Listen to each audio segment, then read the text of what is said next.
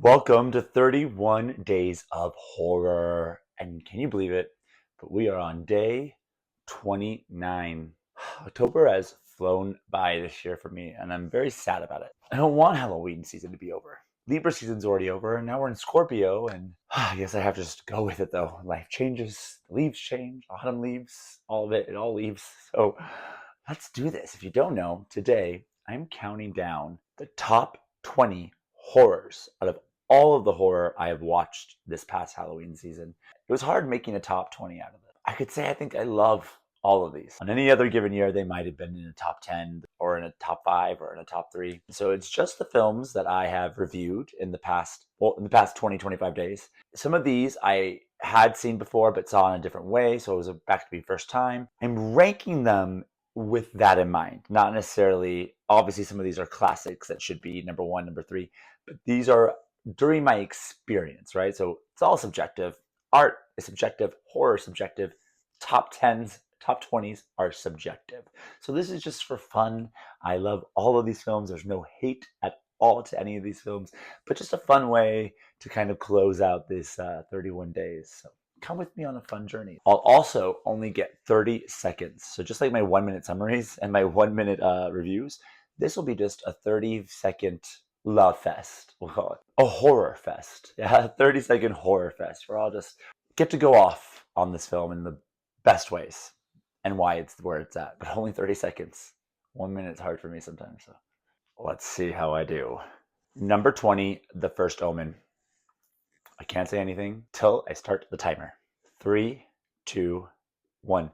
So it's a really, The First Omen's a very well done film, and the director's amazing, and it has a great, beautiful, horrific ending. Just for me, throughout the film, I felt like it was very character driven, which I usually love, but I'm not a very devil, demon, possession. Well, it's not a possession film, but like a devil kind of person. So for me, it just wasn't like hitting home until the ending. So even though I love it and it's beautiful and really well done, you should see it for the ending for sure. And it's a great prequel to The Omen, as well as can go on its own. Number 20. Number 19, Smile 2. 3, 2, 1. I feel like I'm going to get a lot of hate for it being so low, but it really wasn't as effective to me as everyone else. I don't know what I missed about it, but Naomi Scott is really great in it, and I just didn't like how big it was, right? I guess that's what it is. For me, like the pop star life, pop star world wasn't as scary to me. And even though I appreciated her demons, like the demons she has mentally, I didn't really appreciate the demons that she saw. They weren't really that spooky or scary to me, or effective to me. So for me, it just wasn't as great as the other films. Sorry, sorry to the fans of Smile 2. Number 18, Abigail. 3, 2, 1. Actually, I'm surprised that I even happened in the top 20. I liked it. I really liked it, and I think it's well done. I don't know if I'd see it again, but it's great performance by Abigail. I can't remember her actress right now who plays her, but sorry to you. But and it's fun. It's just really fun. It's a bloody mess. It's way too long, but it's a great time. I had a good time. I like vampire stuff, so if you are in for a silly, bloody fun time, Abigail. Number 17, The Dark and the Wicked. 3, 2, 1. So this, The Dark and the Wicked, wow, what a slow burner. Because when I first saw it, I was like, oh, that was good. I moved on with my life. And then when I returned to it, when I returned to do the video, I realized how much it hit me. I mean, this movie is about grief. It's about family. It's about demons, literal demons, and then inner demons as well between the family. And the acting is so good. It's really well written. It's a film that people really haven't heard about. I suggest it if you don't mind dark tones, about death and stuff. I suggest it. Number 16, Alien Romulus. 3, 2, 1.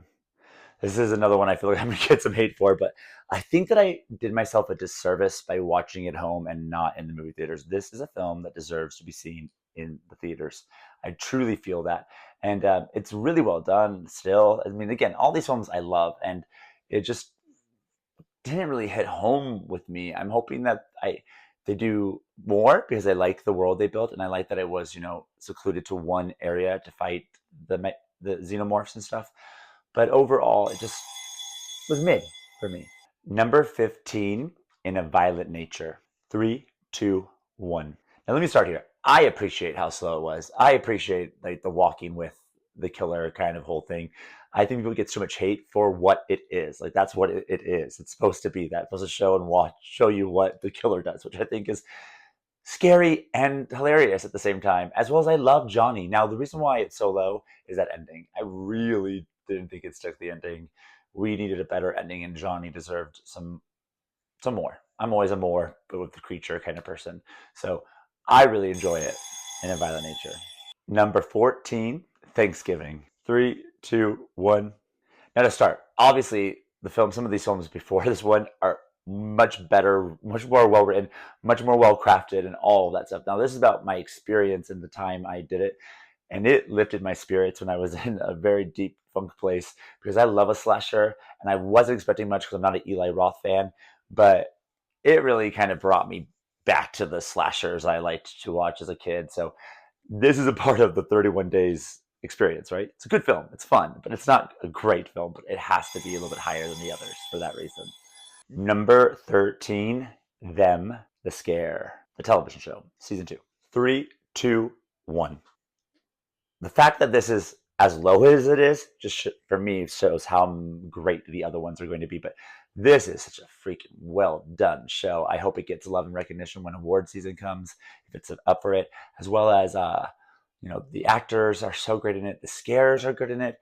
The atmosphere in the 90s, set around the LA riots, scary in itself, and all the racism of it all, the terror of it all, the demon of it all.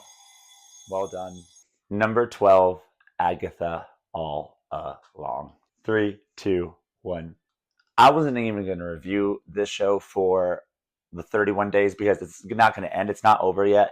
But episode 7 really swung. I already liked the show, but it swung it to love, and it made me appreciate every episode before that one. I'm now an Agatha All Along fan. Love all the characters. Now I understand what it's doing, and episode 7 really took it home, and I can't wait to see more of it. And all the actors obviously are amazing in it, and it's fun, silly, scary. It's fun, scary. Number 11, Psycho. 3, 2, 1. Listen, it's a classic, and it's on number 1 and number 3 on so many people's lists. I get it. It is, and it is great. And because it is getting that much love, I didn't want to put it up in the top. It wasn't my first time seeing it. It was a rewatch. It was my first time watching it as an adult versus as a teenager. And the experience I had with my mom was awesome. I dressed up like Norman Bates. We had Mother, a skeleton dressed up like Mother. So it's great. And it's one of the first horrors, and then that was popularized. Alfred Hitchcock is the suspense king. I'm just putting it at 11 to give others more love, but it's great. Don't send me hate about that. Don't send me hate about that. It's great and I love it. I'm just giving others some love. So that's number 20 through 11. Come back for day 30 if you want to find out what the number 1, what number 10 is. For all that horror love, happy Halloween.